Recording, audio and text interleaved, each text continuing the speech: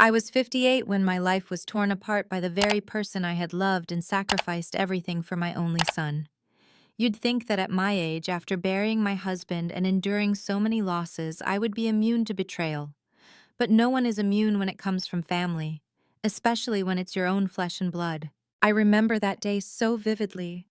I had driven 2 hours to my lake villa, the only place that still felt like mine after my husband Daniel passed away 3 years earlier.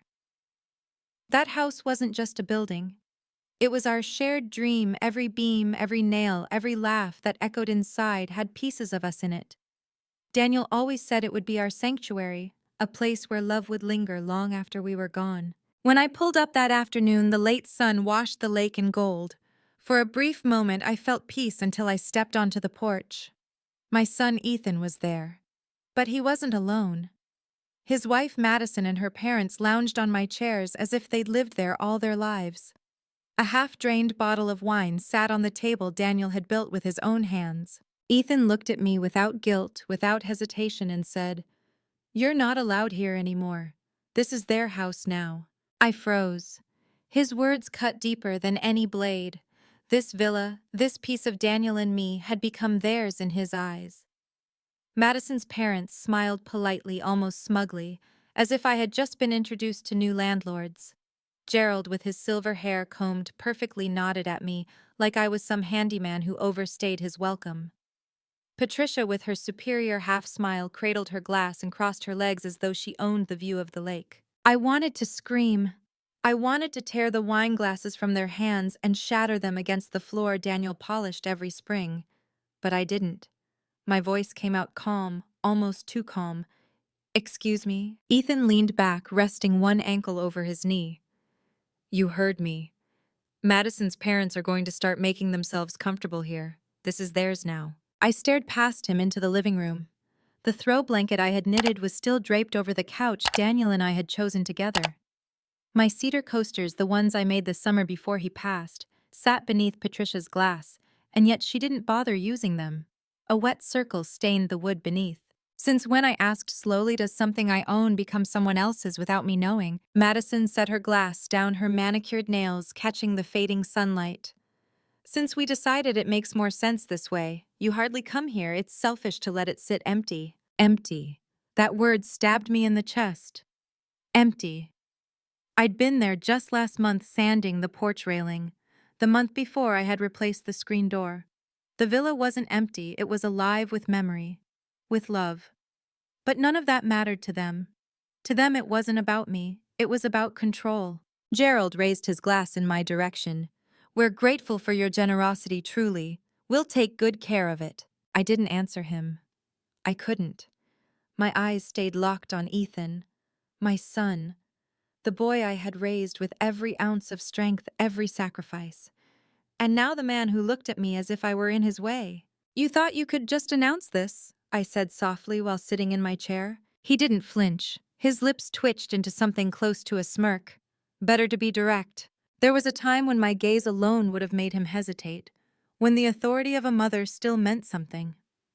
But now, he stared back like he was the one giving orders, like he held all the power. I stepped onto the porch. Nobody moved to make room. "I drove 2 hours to be here," I said, my voice steady. "I'd like to come inside." "Not today," Ethan replied. "We've got dinner plans. You'd be in the way." In the way. That phrase slammed into me harder than the wine-soaked arrogance in their eyes. Daniel and I built this place for family, and now my own son was casting me out of it, replacing me with strangers he called in-laws. Patricia adjusted her shawl like she was watching a play. Madison smirked faintly at Ethan, pride glowing in her eyes. Gerald poured himself another glass, the wine sloshing carelessly onto the cedar table. "All right," I said finally. The word tasted like rusted metal on my tongue. "Enjoy your evening." I turned. I walked back down the steps. Each crunch of gravel under my shoes felt like a nail driven into the coffin of motherhood. Behind me, their laughter rose again, Ethan's voice, Patricia asking about the wine, vintage, Madison humming in contentment. By the time I reached my car, I could barely breathe. The engine roared to life. My hands tightened on the wheel as I reversed slowly, giving one last glance at the porch. Ethan didn't even watch me leave. He was already back in their conversation, erasing me from my own home, my own story. The road out of Clearview Lake twisted through pines that smelled like rain even on the driest days. Daniel used to love that smell. I gripped the wheel tighter, the ache in my chest sharp enough to steal my breath. My son had just told me I wasn't allowed in the one place that still felt like him. And the worst part wasn't even the betrayal, it was how easy it was for Ethan, how effortless. By the time I reached the highway, the sun was gone.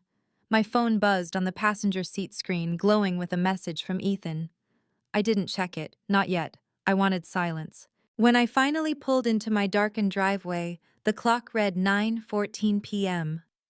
I stood in the hall, keys still in my hand, staring at the shadows on my walls. For the first time since Daniel died, the quiet didn't feel peaceful. It felt empty. In the kitchen, I made coffee. I didn't need just something to fill the silence. The steam rose curling in the dim light, and I carried the mug to my study. Daniel's picture was still on the bookshelf, his smile caught forever in that golden sunset at the villa. I stared at him for a long time, my chest aching with questions I couldn't ask out loud. Would you have stopped him? Would you have raised your voice the way I never could? Daniel had always been steady, unshakable. He could silence Ethan with just a look. I had never been that person. I had been the soft one, the mediator, the bridge between father and son. And now, without Daniel, I was a bridge leading to nowhere. My phone buzzed again on the desk. I picked it up this time. A message from Ethan glowed on the screen. Just so you know, we've decided the lake house will be theirs permanently. Don't come back. No discussion. No explanation. Just a decree. As if I were some unwanted tenant, not his mother. My hands shook as I set the phone down face first on the table. For 3 years since Daniel's death, I had given Ethan everything he asked for. Money for his wedding. Money for his condo deposit. Money for the car Madison wanted. I told myself it was the price of closeness, the price of keeping family together when death had already taken so much. But family doesn't steal your home. Family doesn't erase your name from the door. A part of me shattered that night, but beneath the cracks, something colder began to form. Not rage, not yet, but a steel determination. I wasn't going to let them erase me. I'd built a life with Daniel from the ground up. He worked construction. I managed the finances. Together we turned broken walls into homes, empty rooms into love. I knew about foundations, how to build them strong, and how to watch them crumble when neglected. Ethan thought he could decide my fate with a single message. He had no idea what kind of woman he was provoking. The next evening the phone rang again. It was Ethan. His voice carried the confidence of someone who thought he'd already won. "Mom," he said flatly. "Madison and I talked it over. The lake house belongs to her parents now. Gerald and Patricia are moving in permanently." I turned off the tap I'd been using to wash dishes. The silence of the kitchen pressed in on me. "Come again." "You heard me," he said, as casually as if he were reading the weather report. "It makes sense. They need a place and you barely use it. You're older now, alone. It's not like you take friends there every weekend." Alone. Older. The words stung. 3 years ago, those words would have broken me. I would have folded, begged, compromised just to keep Ethan close. I used to think losing his approval meant losing Daniel all over again. But something shifted inside me as he spoke, as if his arrogance had carved away the last fragile pieces of guilt still clinging to me. "Ethan," I said slowly, "your father and I worked 30 years to build that home. Every stone, every beam, every nail was paid for with our sweat." "That's what fathers do," he interrupted smoothly. "Provide. Make sure the family is taken care of." "I provided for you," I snapped. "Not for your in-laws." "They're family now," he shot back. "No," I said, my voice hardening. "They're Madison's family. I barely know them." Silence crackled across the line. Finally, Ethan said, "You're being selfish." I let out a low, bitter laugh. Selfish. After everything I've given you. My mind raced through the list. The wedding, the car, the condo, the endless checks. You've taken and taken, Ethan, and now you call me selfish for wanting to keep the one thing that still feels like mine. He exhaled sharply, irritated. You can't say no to me on this. It's already happening.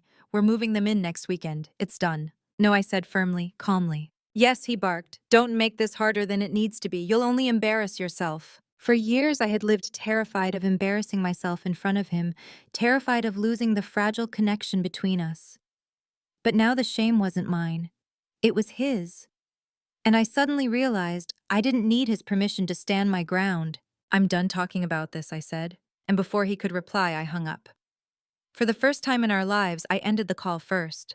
The silence in the kitchen didn't feel empty anymore. It felt charged, like a storm had just broken inside me, washing away years of fear and submission. That night, I didn't sleep. My mind kept circling, laying out dates like tiles on a floor. Saturday, April 19th. That was the day Ethan said they'd move in. A deadline. He thought I would crumble before then. He thought I would surrender just as I always had. But this time I wouldn't. By midnight, I was at my desk with a legal pad scribbling words in block letters, options. Underneath, I wrote, legal defense, security changes, psychological deterrent, public embarrassment. I stared at the words, my heart pounding. Legal defense was obvious. I had an old friend, Marcus, who had helped Daniel and me secure contracts back in the day. He knew how to build airtight cases. Security changes might be too soon. If Ethan saw locks changed, he'd double down. But psychological deterrent. That idea made my lips curve for the first time in days. If Ethan wanted a war for the villa, he was about to learn who he was fighting. The following morning, I dressed as if I were going to war. A navy blazer, my hair pinned back neatly, a folder of documents tucked under my arm.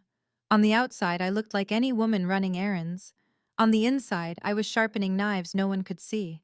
By 8:30 a.m., I walked into Marcus Lee's office. He had been our attorney for over 20 years, the one Daniel trusted with every contract and deed. Marcus rose from behind his desk, his handshake firm as always, though his eyes searched my face with quiet concern. Richard always said you only came to me when something was burning, he said gently. What's happened? I sat down, fingers tightening around the folder. It's not Richard this time, it's Ethan. His eyebrows lifted slightly, but he didn't interrupt. I told him everything. The porch, the words, the decree that the villa now belonged to Madison's parents, how my son had looked at me like I was the intruder. Marcus didn't flinch, but the pen in his hand stilled. Family disputes get messy, he said finally. I don't want messy. I want airtight, I replied. He nodded once, then leaned forward. Do you have the deed? I slid the folder across the desk. Inside was every scrap of paper Daniel and I had kept, the original deed, tax receipts, insurance policies. Marcus flipped through them, nodding slowly. Good. The title is clean. It's solely in your name. That means Ethan has no legal standing. We can reinforce this by transferring it into a trust or filing a notice of ownership. If they attempt to move in, we'll have grounds for trespassing. How long, I asked. For the basics, a few days. For stronger protection, 2 to 3 weeks. I shook my head. Too long. They're planning to move in this weekend. Marcus pursed his lips, then reached for his calendar. Then we start today. Bring me every piece of correspondence, texts, emails, anything with threats or coercion. We'll build a record. I left his office with my first shield in place, the papers clutched to my chest like armor. But legal defense alone wasn't enough. Ethan wasn't afraid of consequences he couldn't see. He thought this would be a test of stubbornness, and he believed my stubbornness would always crumble under his. He had no idea how much I'd changed. That afternoon, I knocked on the door of my neighbor, Darren Miles. Darren was a genius with wires, machines, and systems I barely understood. Years ago, when his basement flooded, Daniel and I had helped him call a plumber. He'd never forgotten. Richard's widow, Darren said, smiling warmly as he let me in. What can I do for you? I hesitated, searching for the right words. I need help with a project. Something to make people feel unwelcome in a place they don't belong. His brows rose, curiosity lighting his eyes. Like a haunted house. I gave a thin smile. Something like that. But not for fun, for deterrence. By the time I left his workshop, his SUV was half filled with gadgets. Motion detectors, speakers the size of coins, LED strips, even compact projectors. He grinned like a child let loose in a toy store. You'll have your own fortress, he promised. The drive back to the villa was a blur. My heart hammered as the house came into view, silent and waiting, as if it knew what I was about to ask of it.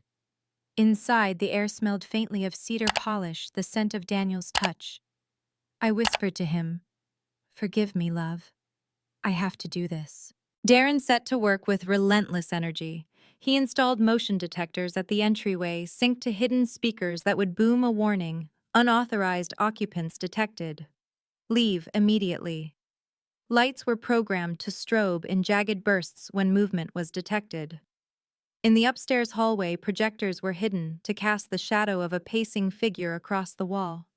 The faucets were wired to erupt on command, water gushing with a roar. And then the whispers. Darren tucked tiny speakers into vents and behind furniture. Their voices were faint, almost imperceptible at first, whispers that grew louder the longer someone lingered. "You shouldn't be here. You don't belong."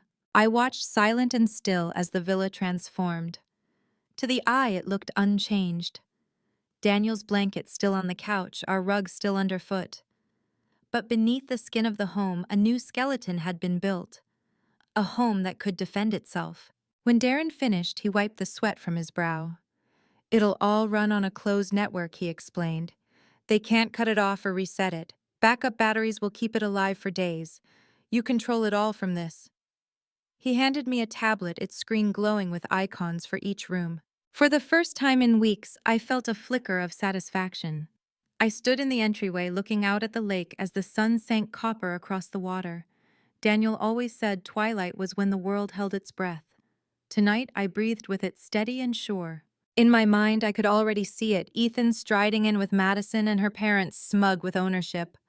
Bags unpacked, wine glasses filled, and then the house answering them back. That night, I sat in my study with the tablet on my desk, its feeds glowing entryway, living room, kitchen, upstairs, landing. All still, all waiting. My phone buzzed. A message from Ethan. "We'll be there Saturday at 2 Husro. Don't bother coming." I smiled for the first time in days. He had given me everything I needed, the when, the how, the arrogance. Saturday, April 19th at 2 p.m. They would arrive certain they had already won, and I would be ready. Saturday arrived with the sharp brightness of spring. I sat in my study miles away in Phoenix, the tablet glowing in front of me. Every camera feed was armed, every sensor ready. The villa looked peaceful, sunlight on the porch, the lake glimmering like glass, but I knew what lay beneath that quiet surface. At exactly 2:02 p.m., their silver SUV rolled into the driveway. Through the camera, I watched as Ethan stepped out first, his posture casual, his confidence absolute. Madison emerged, neck sunglasses perched on her head, gesturing like a hostess already arranging her guests. Gerald and Patricia followed, their bags in hand, their smiles smug with anticipation. They walked up the steps without hesitation, as though my villa had always been theirs. Patricia paused briefly at the sign Darren had installed near the porch. "Welcome to the house of the future. Enter at your own risk." She frowned. "What's this supposed to mean?" Gerald chuckled. "Some kind of joke." Madison waved it off. "Dad's being weird again. Ignore it." Ethan didn't even look. He slid the copied key I had once trusted him with into the lock and opened the door. "Welcome home," he said as if he were the master of ceremonies. I let them settle. For the first hour, they moved freely through the villa. Patricia ran her fingers along the furniture, critiquing the placement of my cushions. Gerald wandered upstairs, his suitcase thumping on the floorboards. Madison poured herself wine and leaned against the counter like the kitchen already belonged to her. Ethan sprawled on the couch, surveying the room with smug satisfaction. I watched them on the feeds, my jaw tight, my pulse steady. I let them believe. I let them feel at ease. And then, when the sun had gone down and shadows deepened, I pressed a single icon on the tablet. The house woke up. The entryway lights began strobing in jagged bursts, red, blue, white, flashing fast enough to disorient, slow enough to terrify. Upstairs, the projector lit the hallway wall with the silhouette of a tall figure pacing. In the kitchen, water erupted from the faucet, splashing violently against steel. From the vents came the whispers, faint at first, then rising. "You shouldn't be here. You don't belong." The cameras captured their confusion perfectly. Gerald stumbled out of the guest room, one hand raised to shield his eyes. "Pat, what the hell is going on?" Patricia's scream cut through the feed. Gerald, there's someone in here. In the living room, Madison spun in circles, her glass clattering to the rug. Ethan, did you set something up? Ethan jumped to his feet, his mask of calm cracking. It's a power surge. Just stay calm. The voice assistant interrupted him, its tone calm but firm. Attention. Unauthorized occupants detected. Leave immediately. And then came the final touch directional audio whispering directly into Ethan's ear alone. Get out. His head jerked violently to the side, searching for a face that wasn't there. Madison rushed to the kitchen sink, twisting the handles desperately, but the water wouldn't stop. Gerald yanked open the fridge door as if that would somehow save them. Patricia clutched the doorframe wide-eyed, watching a shadow slide across the ceiling. When the projector in the guest room flickered to reveal the silhouette of a figure leaning in the doorway, Patricia screamed again, high, raw, terrified. Call the police! Ethan fumbled with his phone, his hands shaking, but I knew exactly what they would find. A perfectly functioning smart home system. Nothing illegal, nothing broken. Just a house they didn't belong in. Gerald grabbed Patricia's arm. We're leaving, now. Madison's voice wavered. The door, it won't open. A 30-second delay on the smart lock stretched like an eternity. The cameras showed Ethan pulling desperately at the handles, sweat shining on his face. And then finally the lock released. They spilled out onto the porch, stumbling into the night, blinking against the dark. Within moments, they were back in the SUV, reversing down the gravel drive, their headlights swallowed by the trees. The villa fell silent. I sat back in my chair, staring at the tablet. Every system had worked flawlessly. No one was hurt, nothing was damaged, but the villa had defended itself just as I intended. The next morning, my phone rang. Ethan. I let it ring 3 times before answering. Good morning, son, I said lightly. What did you do, Mom? His voice was ragged, brittle, the voice of a man who hadn't slept. The house went insane. Lights, water, voices. Patricia was sobbing for hours. Gerald swore he saw someone. What did you do? I glanced at the still camera feed, the empty living room bathed in sunlight.